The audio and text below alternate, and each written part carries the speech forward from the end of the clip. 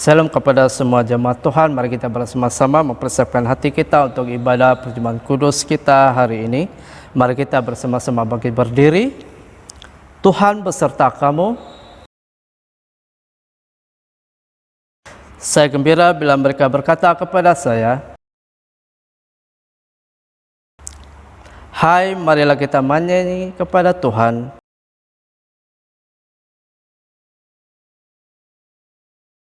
Allah itu roh,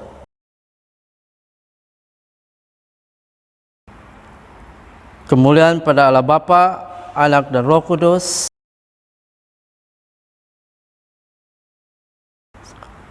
Mari kita bersama-sama doa untuk kesucian. Ya Allah yang Maha Kuasa, semua tiap manusia terbuka di hadapan Tuhan. Semua keinginan diketahui oleh-Mu, dan daripadamu tiada rahasia yang tersembunyi. Sucikanlah niatan kami dengan ilham Roh Kudus-Mu, supaya kami boleh mengasihi-Mu dengan sempurna dan memuliakan-Mu yang kudus dengan selayaknya, melalui Yesus Kristus Tuhan kami. Amin. Pujian Gloria bersama-sama. Kemuliaan kepada Allah di tempat yang maha tinggi, dan damai sejahtera kepada umat-Nya di bumi. Tuhan Allah, Raja di sorga, Allah dan Bapa yang Maha Kuasa, kami menyembah Engkau. Kami bersyukur kepadamu.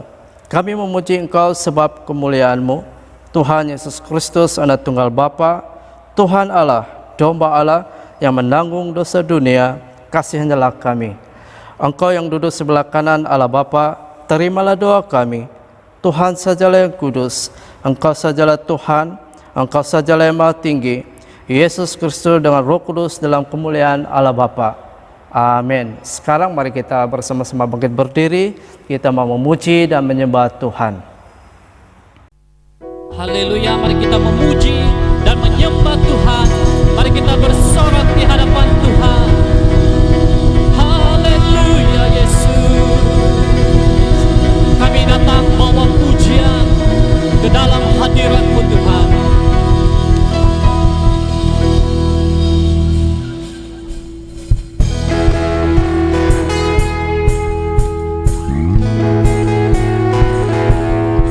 Bersorak di hadapan Tuhan, kita membawa pujian kepada Tuhan.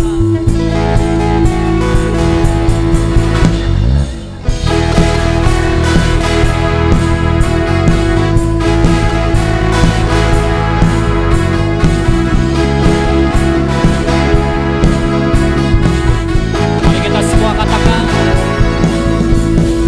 kami datang bawa pujian bersama memuji-Mu Tuhan, satukan suara dan nyanyikan sorak kemenangan. Gloria,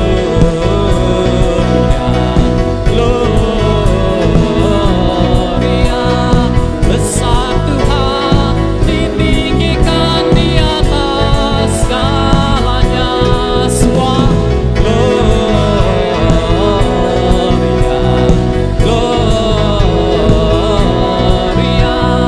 besar Tuhan, ditinggikan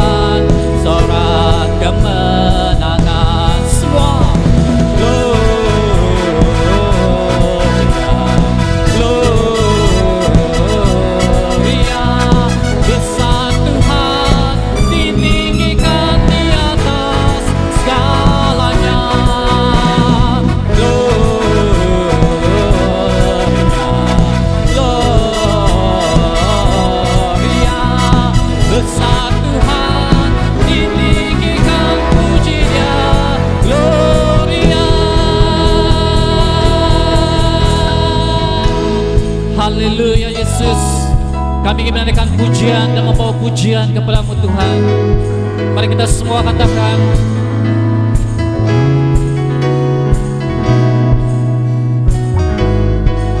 we give you glory, we give you honor, we give you praise for all that you are. We give you glory, we give you honor, we give you praise, Gloria. We give you glory, we give you honor, we give you praise for all that you are. We give you glory, we give you honor, we give you praise, Gloria. We give you glory, we give you honor, we give you praise for all that you are. We give you glory, we give you honor, we give you praise,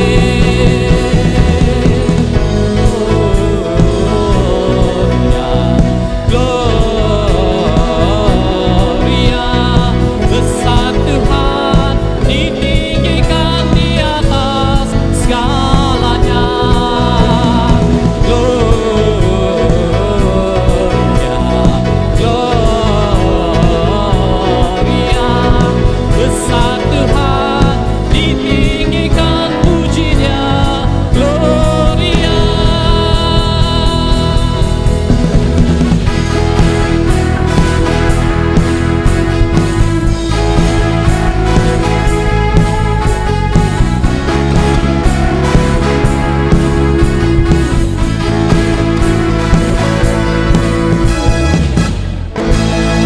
Haleluya Yesus, terpujilah nama-Mu Tuhan Yesus, haleluya.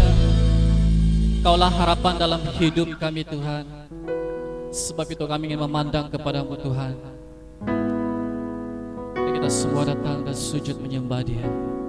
Ku pandang wajah-Mu Tuhan.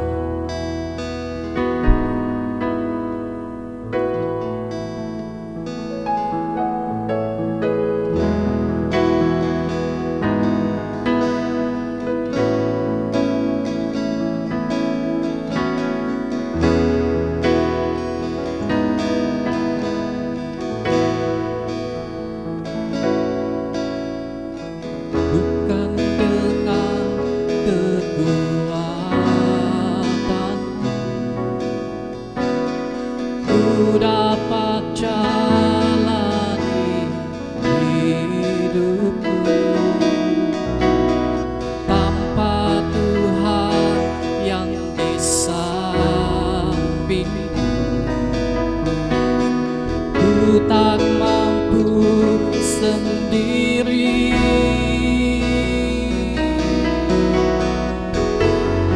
Engkaulah kuatku yang menopangku. Ku pandang wajah-Mu dan berseru, pertolonganku datang dari-Mu. Peganglah tanganku, jangan lepaskan. Kaulah harapan dalam hidupku. Mari semua jemaat Tuhan, kita memuji dan menyembah Dia. Bukan dengan kekuatan ku dapat jalani hidupku, tanpa Tuhan yang di sampingku ku tak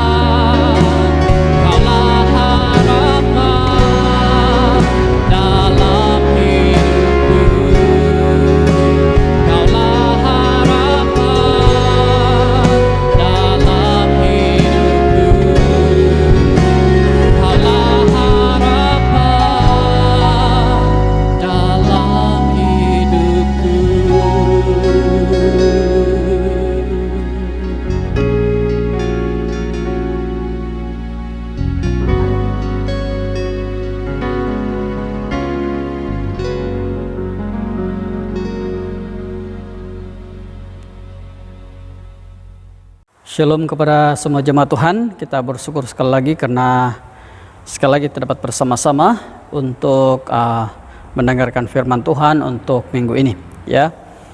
Jadi sebelum itu mari kita semua tunduk kepala, kita berdoa, siap pimpin kita di dalam doa. Bapa di surga, sekali lagi kami mengembalikan syukur, hormat, kemuliaan kami atas kesempatan yang Tuhan berikan kepada kami untuk beribadah dan seterusnya mendengarkan firman-Mu. Dan kami berdoa supaya Roh Kudus Tuhan akan terus berbicara kepada kami melalui firman-Mu ini, supaya sekali lagi firman ini akan menguatkan kami di saat-saat kami benar-benar memerlukan kekuatan daripada Tuhan sendiri. Terima kasih Tuhan, di dalam Yesus Kristus kami berdoa. Amin.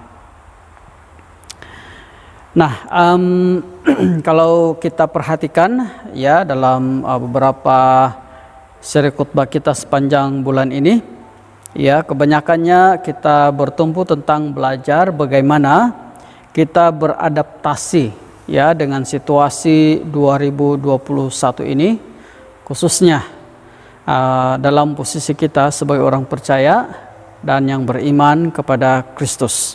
Beradaptasi maksudnya di sini bagaimana kita menyesuaikan diri ya dengan keadaan semasa ya. Jadi sama seperti itu, minggu ini sekali kita akan belajar bagaimana kita boleh mempergunakan setiap keadaan yang ada. Ya, maksudnya keadaan itu sama ada baik atau tidak. Ya, bagaimana kita menggunakan sebaik-baiknya. Sebagai contoh, daripada sebuah keadaan yang mana mungkin membuat kita lemah dan putus asa, kita jadikan sebagai satu batu loncatan untuk bukan saja meneguhkan kita, tapi dapat meninggikan dan memuliakan nama Yesus. Ya, seperti mana sekarang ini. Ya, bagaimana situasi 2021 sekarang ini yang kebanyakan melemahkan setengah orang, tapi bagi kita bagaimana kita gunakannya untuk menguatkan kita. Ya, situasi yang menguatkan kita. Jadi dalam konteks ini Injil Markus merupakan antara Injil yang sangat sesuai untuk kita perhatikan ya. Ini karena Injil Markus dituliskan untuk bertujuan meneguhkan iman orang percaya ya kepada Kristus ya, khususnya orang-orang Israel atau ya yang masa itu berada di dalam kekuasaan Empire Rom ya. Jadi ini telah ditulis kepada mereka supaya mereka tidak putus asa meskipun menghadapi banyak penderitaan di bawah kekaisaran Romawi ya. Dan pada masa yang sama mereka juga mengalami penolakan ya dari tokoh-tokoh agama yang seharusnya melindungi dan membela mereka ya. Jadi Injil ini menegaskan Yesus adalah anak Allah dan kepadanya telah diberi kuasa ilahi ya.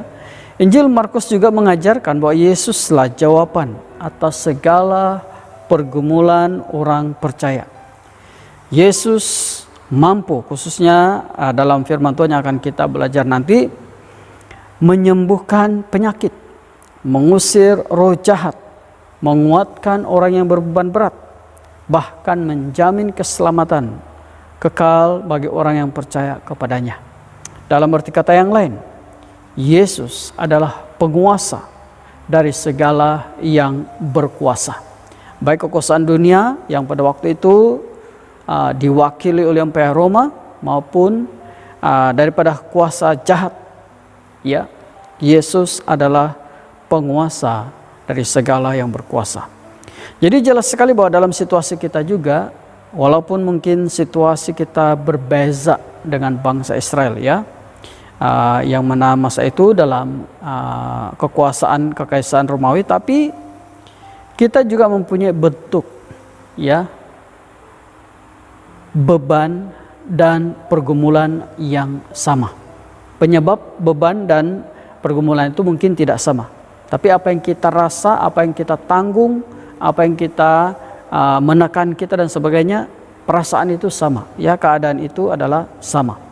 Jadi sebagai orang percaya, bagaimanakah Injil Markus ini nanti bukan saja mendorong kita untuk melalui situasi kehidupan kita setiap hari, terutama seperti sekarang ini, tapi juga mengingatkan kita tentang peranan kita sebagai orang percaya di dunia ini.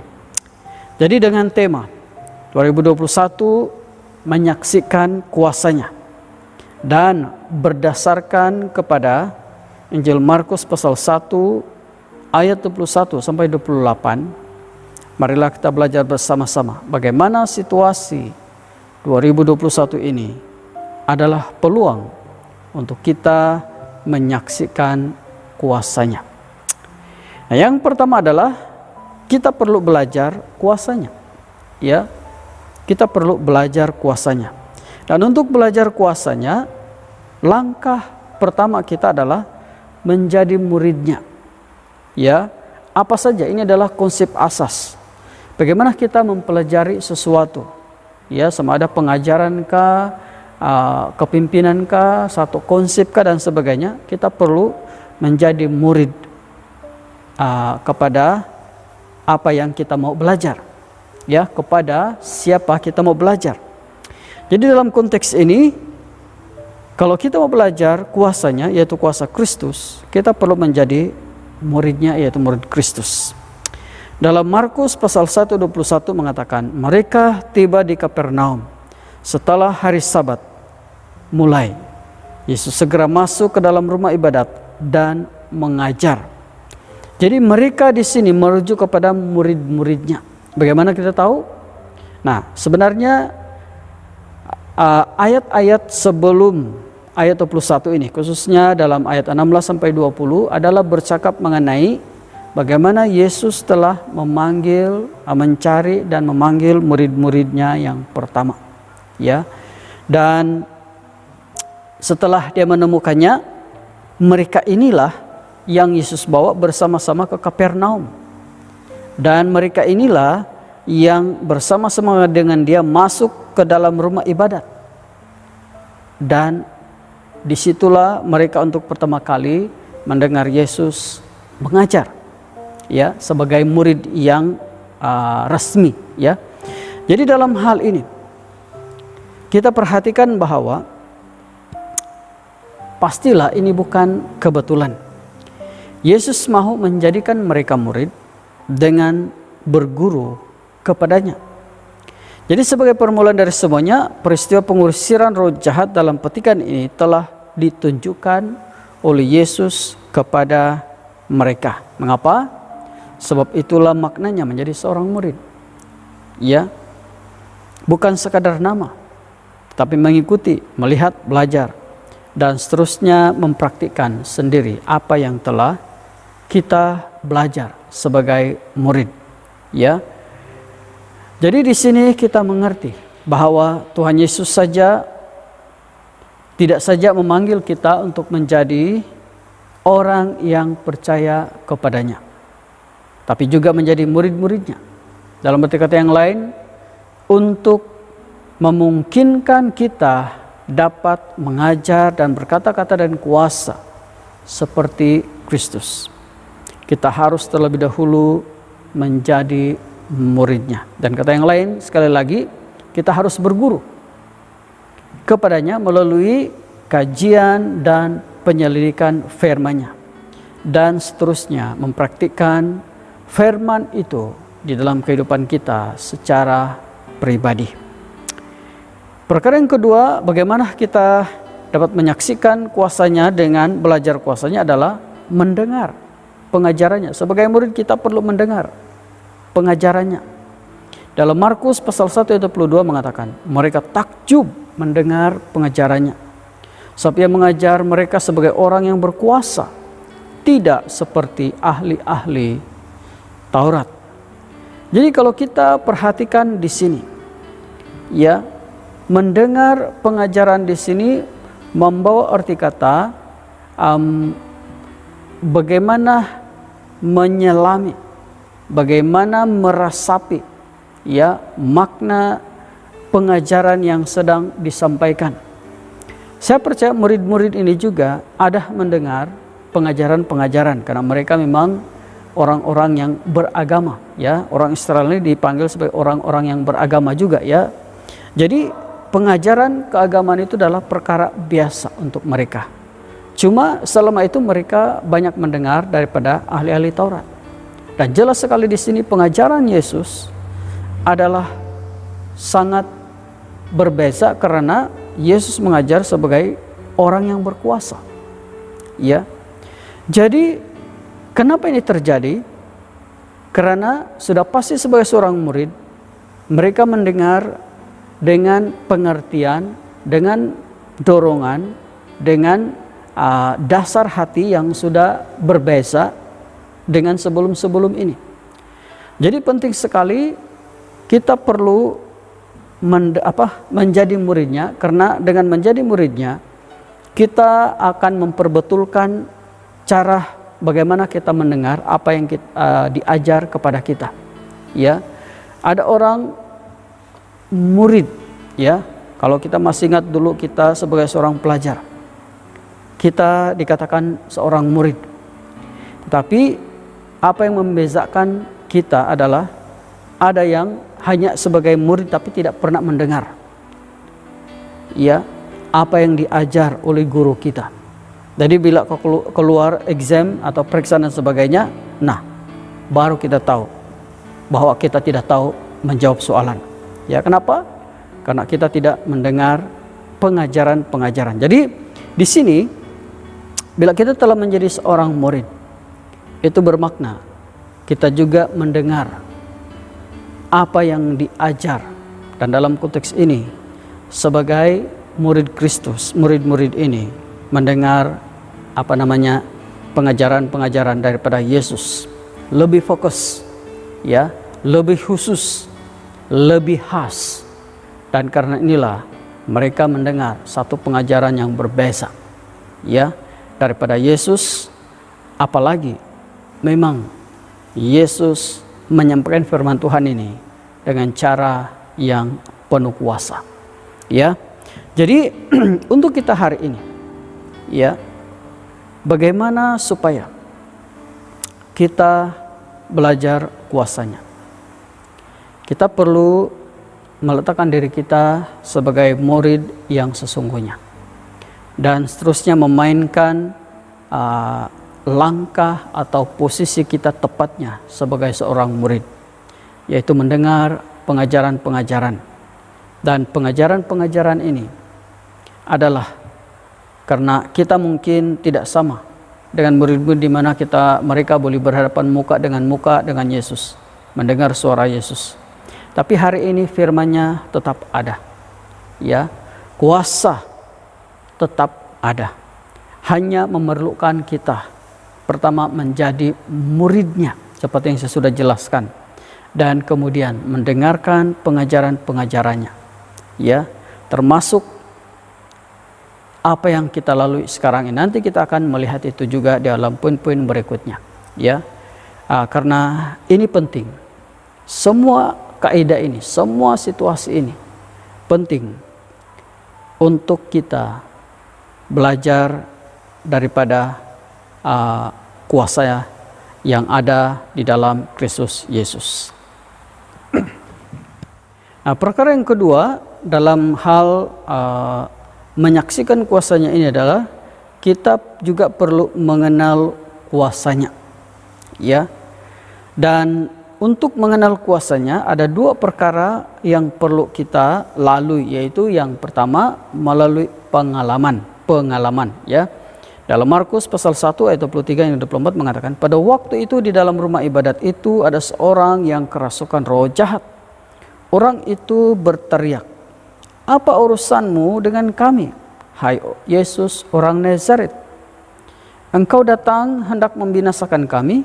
Aku tahu siapa engkau, yang kudus dari Allah. Jadi kita perhatikan di sini, apa yang telah terjadi adalah sesuatu yang tidak bagus, ya. Kerasukan roh jahat ini adalah sesuatu yang tidak bagus, dan kita tahu roh jahat itu adalah musuh Kristus sendiri, ya. Tapi apa yang menjadi keunikan di sini adalah yang tidak bagus ini, yang musuh Yesus ini, yaitu roh jahat ini, justru memperkatakan sesuatu yang mana sangat penting untuk didengar. Yaitu dikatakan di sini, aku tahu siapa engkau, yang kudus dari Allah. Dan kita percaya, ini adalah satu pengalaman yang sangat berarti kepada murid-murid Yesus, di mana bagaimana mereka mengenal kuasa Yesus ini karena melalui pengalaman ini. Dan uniknya di sini adalah pengalaman ini mereka dapat bukan dengan cara yang biasa-biasa. Ya, pada waktu itu kalau kita mau mengenal kuasa seorang atau apa yang kita mau belajar, kita duduk di tempat yang tepat atau yang kita anggap tepat, yang kita anggap benar. Ya, contohnya kalau belajar firman Tuhan, kita dengar daripada ahli Taurat atau daripada sebagainya dan sebagainya. Kalau mau mencari tempat yang sesuai, pergi ke ini dan sebagainya. Bukannya bertanya kepada roh jahat, bukannya mendengar daripada roh jahat. Tetapi di sini kita melihat justru itulah yang terjadi.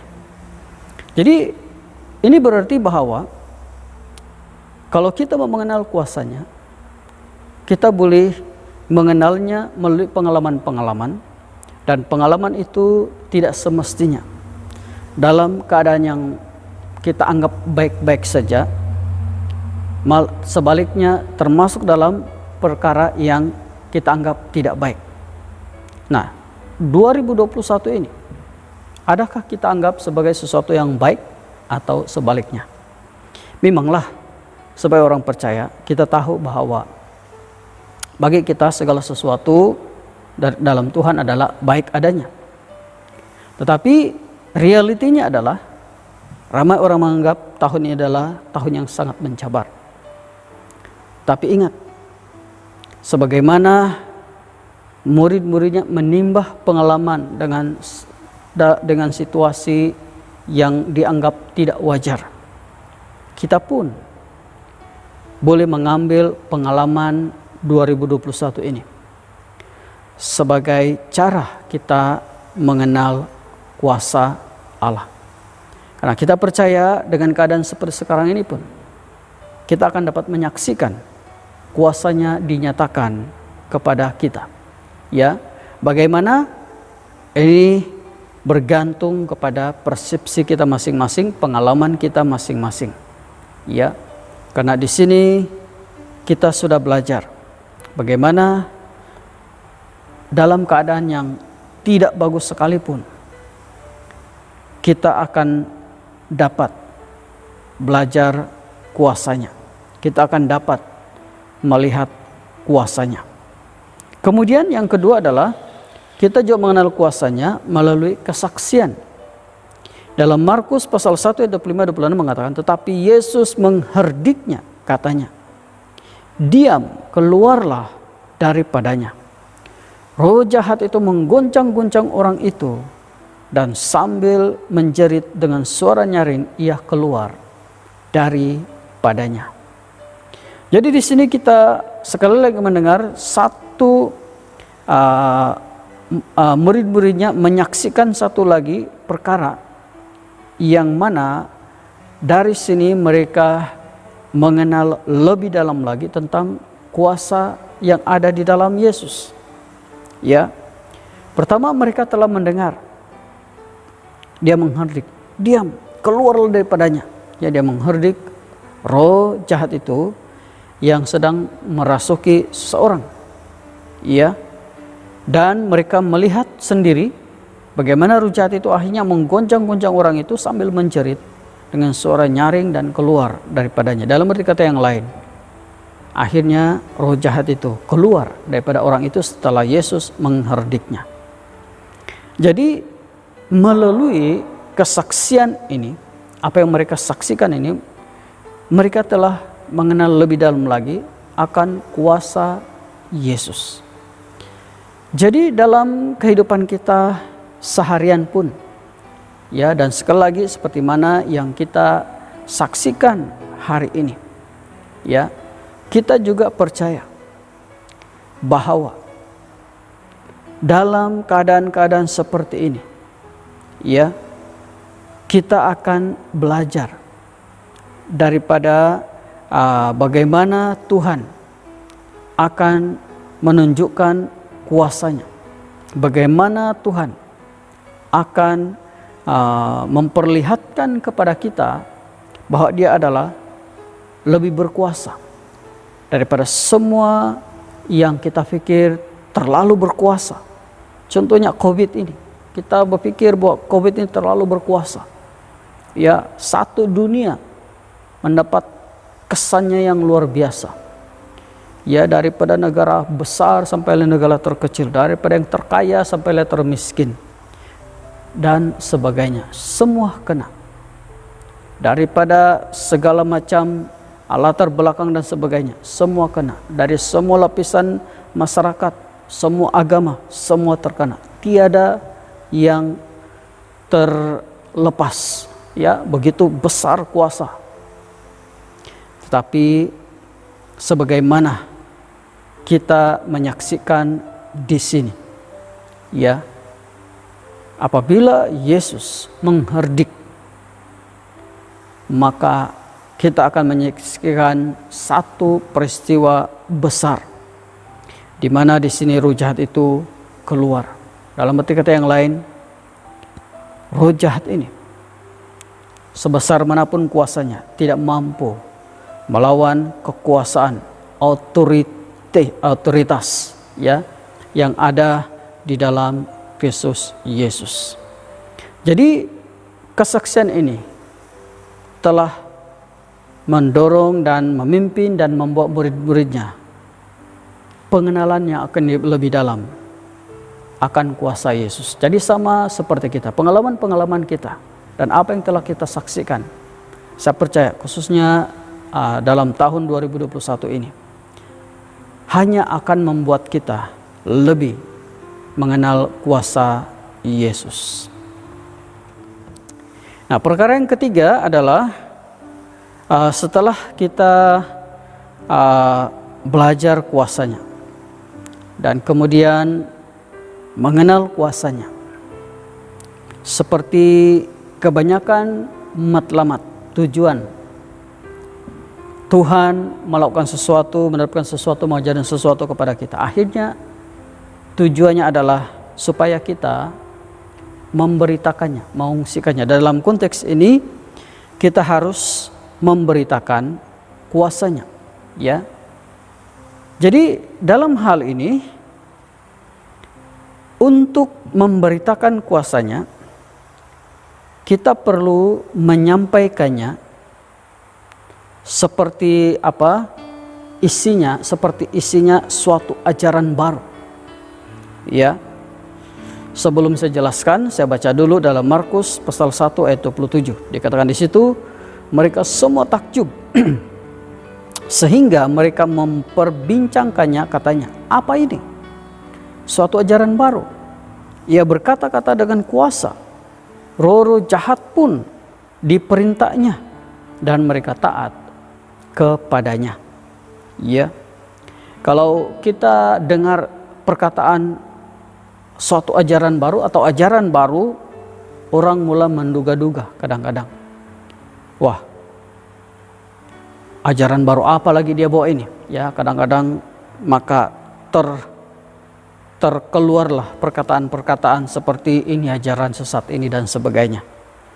Tapi apakah yang dimaksudkan dengan apabila kita memberitakan kuasanya, isi yang kita memberitakan itu adalah seperti suatu ajaran baru? Apakah itu bermakna kita mengajar sesuatu ajaran yang baru? Nah, perhatikan di sini, mereka menganggap bahwa apa yang Yesus lakukan ini, ya, mereka bincang-bincang dan sebagainya, sehingga mereka menyimpulkan dengan satu pertanyaan, apakah ini satu ajaran baru? Ya. Dan untuk kita pertanyakan, benarkah Yesus memberitakan suatu ajaran baru? Semua kita tahu bahwa apa yang Yesus ajarkan bukanlah baru. Dia menggunakan firman yang sama seperti guru-guru agama yang lain. Tapi apa yang membedakan mereka? Kenapa pengajaran Yesus ini seperti suatu ajaran baru? Padahal apa yang diajar ini, apa yang dia lakukan ini, apa yang dia perkatakan ini adalah sebenarnya bukan sesuatu yang baru. Karena yang membedakannya adalah pertama kuasa. Bagaimana pengajaran itu disampaikan dengan penuh kuasa, dengan sangat hidup, ya, yang memberi kuasa atau impak yang membangkitkan semangat, yang membangkitkan iman, yang memberikan sukacita, yang memberikan damai sejahtera. Itu bezanya, ya. Bukan bermaksud suatu ajaran baru dan pengajaran yang diambil daripada kitab lain lagi atau Taurat lain lagi dan sebagainya. Dia gunakan kitab yang sama, Taurat yang sama yang dipakai pada waktu itu. Tetapi yang membedakannya adalah kesan daripada pengajaran yang dilakukan oleh Yesus di sini. Jadi maksudnya di sini adalah untuk kita hari ini, bagaimana kita memberitakan kuasanya? Ya, kita harus peka. Ya, kita sudah belajar ini dalam beberapa minggu lalu tentang peka kepada suaranya. Ya, dalam hal ini kita biarkan Kristus memimpin kita. Apa yang hendak kita katakan, apa yang kita hendak sampaikan, dan apa yang kita ingin kongsikan daripada apa yang telah kita mengerti daripada firman-Nya. Ya, kita menggunakan Alkitab yang sama, tapi kita percaya bahwa firman ini, seperti mana yang selalu saya mengatakan, firman ini boleh diberitakan 10 kali dengan ayat yang sama, tetapi boleh membawa poin yang berbeza 10 kali juga. Mengapa? Karena firman Tuhan ini adalah sesuatu yang hidup. Ya, adakah itu berarti pengajaran poin yang pertama ini berbeza dengan poin yang 10? Karena isinya sudah berbeza. Adakah pengajaran atau isi yang pertama ini sumbernya berbeza dengan poin yang ke-10 atau pengajaran yang ke-10, khotbah yang ke-10? Tidak.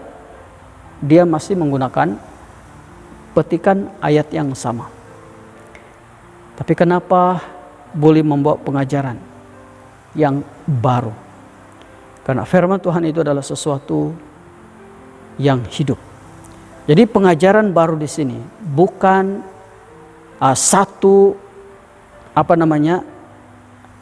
lagi pengajaran yang mendorong atau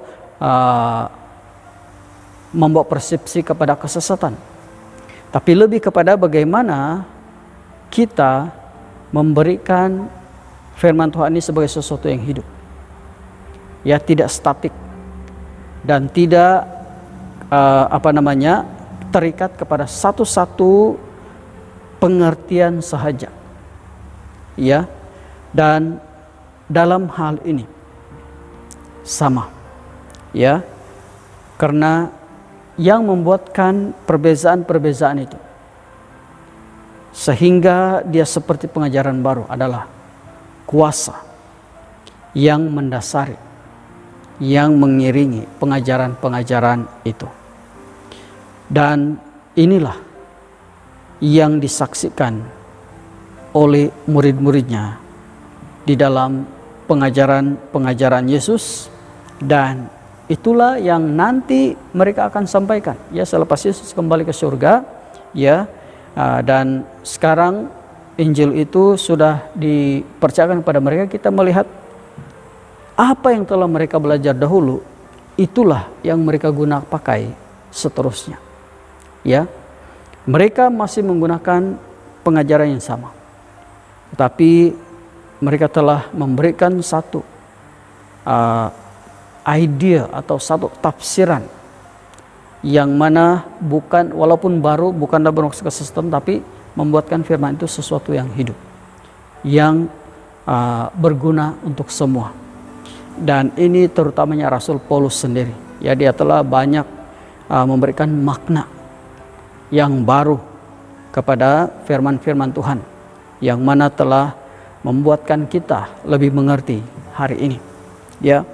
Kemudian bukan saja itu, tapi kita juga harus memberitakan kuasanya dengan isinya harus terus-menerus mengkabarkan tentang Dia, yaitu isinya kabar tentang Dia. Kalau tadi yang pertama itu isinya seperti suatu ajaran baru, sekarang ini isinya mengenai kabar tentang Dia, ya. Dalam Markus pasal 1 ayat 28 mengatakan, lalu tersibarlah dengan cepat kabar tentang Dia ke segala penjuru di seluruh Galilea, ya. Tersibarlah dengan cepat kabar tentang Dia ke penjuru, ke segala penjuru seluruh Galilea. Jadi di dalam kita memberitakan kuasanya, ya, kita harus kembali kepada isi atau sumber kekuasaan itu sendiri, yaitu tentang Dia, mengenai Dia. Siapa Dia di sini? Tidak lain tidak bukan adalah Yesus sendiri, ya. Maksudnya di sini adalah dalam semua apapun, bukan saja tentang kuasa. Dasar kepada pengajaran itu adalah harus sentiasa di dalam Yesus, untuk Yesus, dan kepada Yesus. Bukan atas nama yang lain, bukan atas dasar yang lain, bukan untuk tujuan yang lain. Hanya untuk Yesus, hanya bagi Yesus, dari Yesus, kepada Yesus, dan untuk Yesus. Dan kalau kita selidiki, inilah rahasia sebenarnya kuasa yang ada di dalam pengajaran Yesus. Dia selalu meletakkan Bapa surgawinya sebagai dasar kepada seluruh pengajarannya. Dia tidak pernah mengajar dari dirinya sendiri. Dia tidak pernah memperkatakan sesuatu yang daripada keinginannya sendiri, daripada kedagingannya sendiri dan sebagainya. Semuanya adalah daripada Allah Bapanya sendiri. Jadi bagi kita segalanya adalah daripada Allah kita juga, yang sekarang kita kenal sebagai Yesus. Apapun yang kita lakukan, itu haruslah sentiasa tentang Kristus. Sedikit saja keluar daripada itu adalah apa yang kita panggil untuk kepentingan sendiri. Ada juga setengah orang mengatakan untuk mencuri kemuliaan Allah sendiri, ya. Maksudnya dia mau apalah, mengambil keuntungan untuk populariti apa saja dan sebagainya, yang mana bermaksud tidak betul, ya. Jadi dalam hal ini kita perlu memberitakan kuasanya dengan sentiasa memberikan firman itu, menyatakan firman itu sebagai sesuatu yang baru, ya, walaupun isinya masih sama, sumbernya masih sama, tapi seperti sesuatu yang baru dalam hati setiap orang yang mendengarnya, dan harus sentiasa berdasarkan Kristus, ya. Firman apa yang kita akan beritakan, apa yang kita akan kabarkan, hanya akan sia-sia walau hebat mana sekalipun kalau Kristus kita keluarkan daripadanya, ya. Jadi penting sekali untuk kita sentiasa meletakkan Kristus di dalam apapun yang kita perkatakan mengenai pengajaran-pengajaran firman-Nya, karena Dialah sumber daripada segalanya.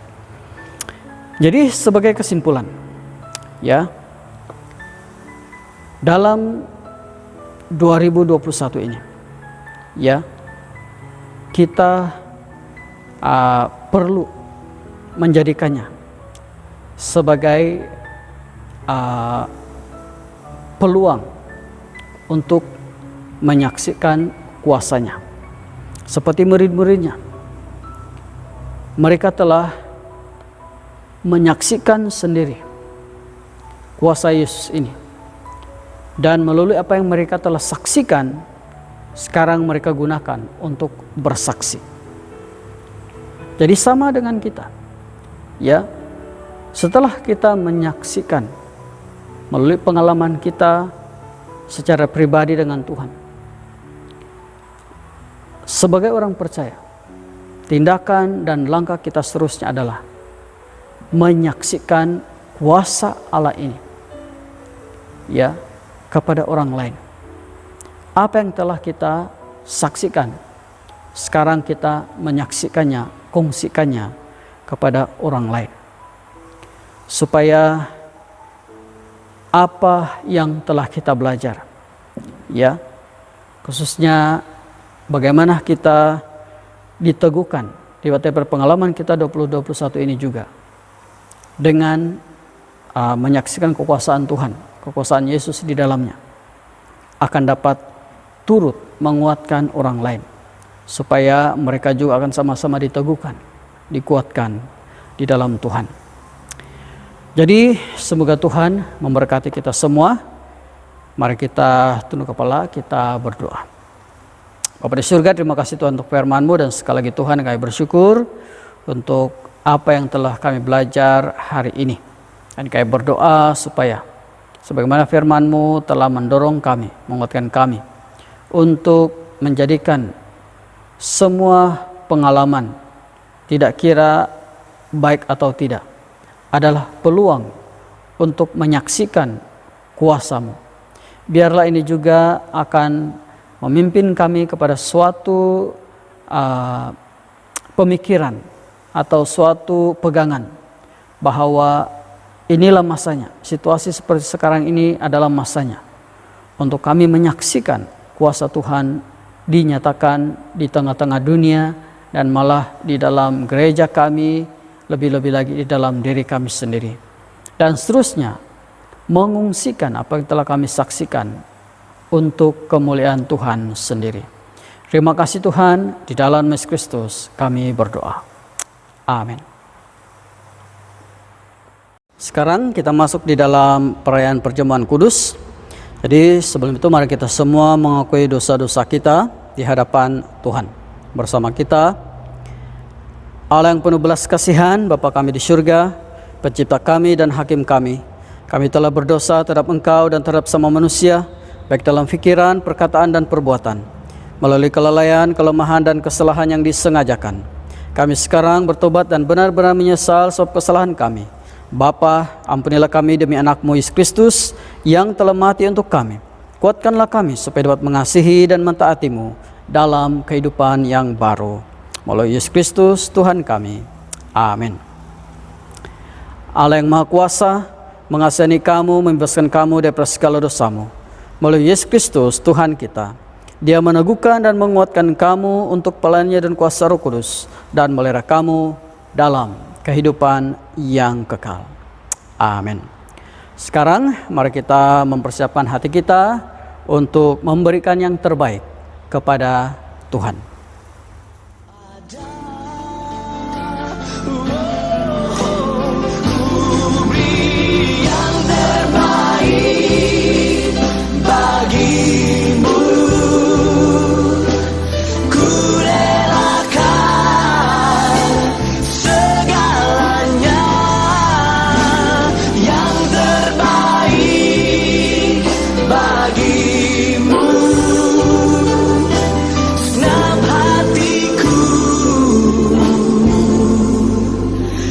Segenap jiwaku.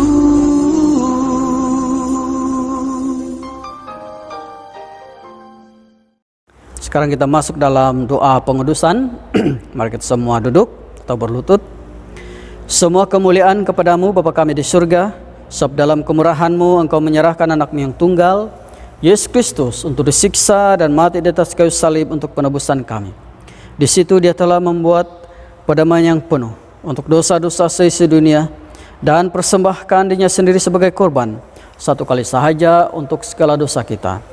Dia telah menentukan dan di dalam Injilnya merintahkan kita untuk melanjutkan perjamuan ini sebagai peringatan abadi akan kematiannya yang sangat nilainya sampai Dia datang kembali.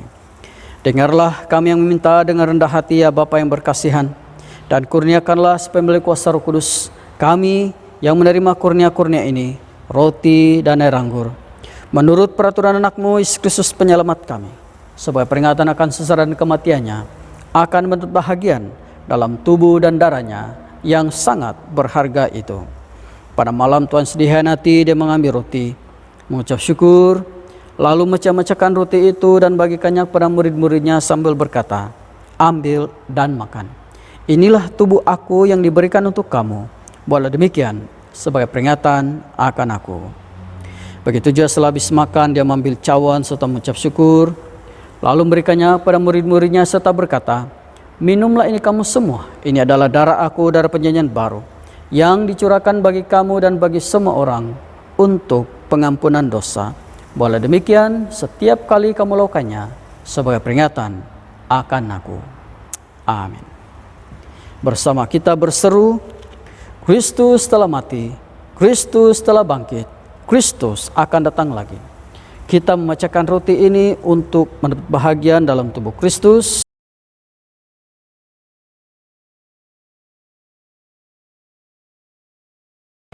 Berbahagialah mereka yang dijemput ke perjamuan domba.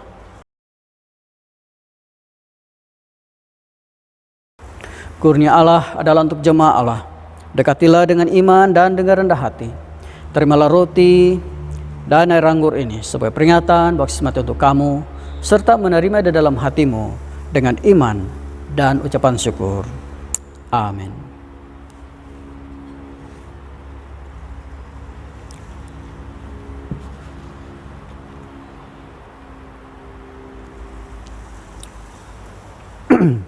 Jadi sekarang pemimpin atau ketua keluarga bolehlah membagikan elemen perjamuan kepada anggota masing-masing.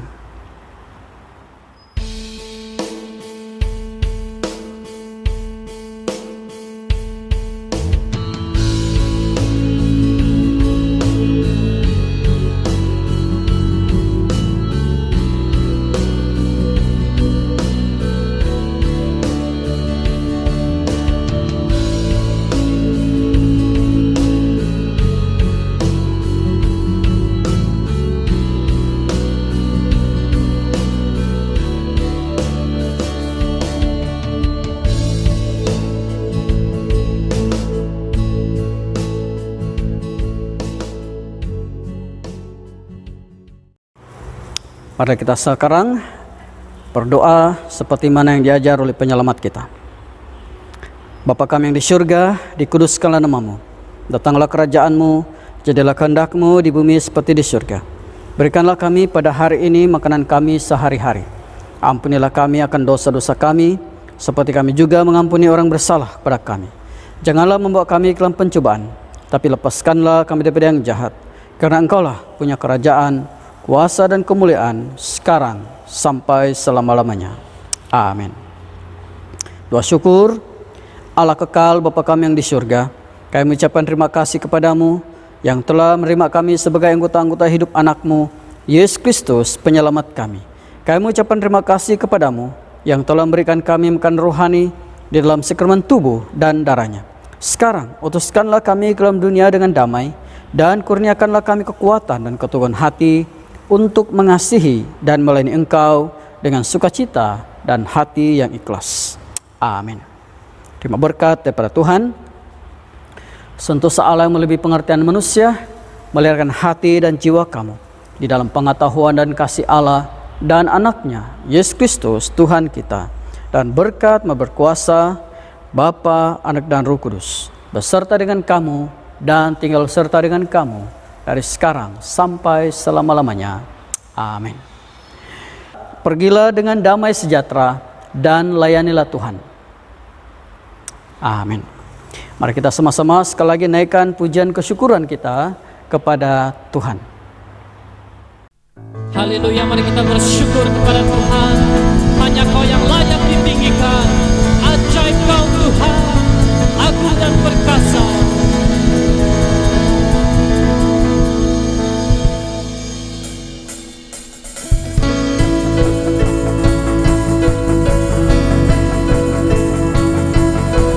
Mari kita bersyukur ya Tuhan.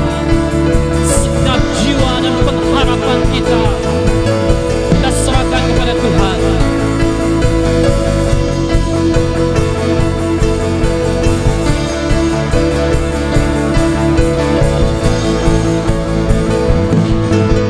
Tak terbayang kebesaran-Mu dan tak terbanding kekuatan-Mu Tuhan. Kau megah bagiku segenap jiwa dan pengharapan aku serahkan untuk rencana-Mu Tuhan.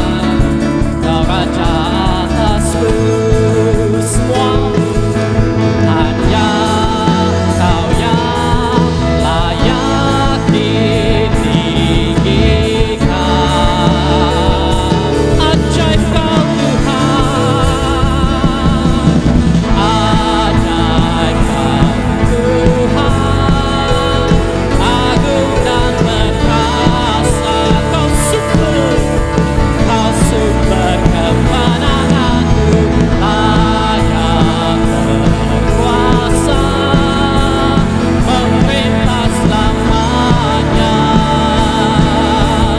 Yesus, Kaulah Raja mulia.